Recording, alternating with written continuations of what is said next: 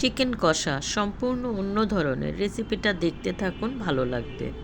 আদা, রসুন, লবঙ্গ, এলাচ, দারচিনি, গোলমরিচের একটা পেস্ট বানিয়ে নিলাম।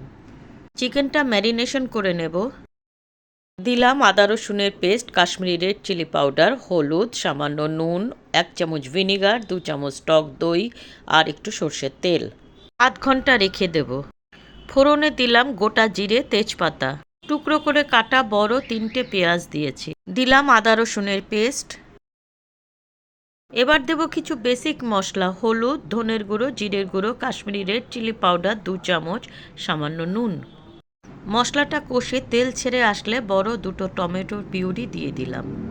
এবার ম্যারিনেশন চিকেনটা দিয়ে দেব।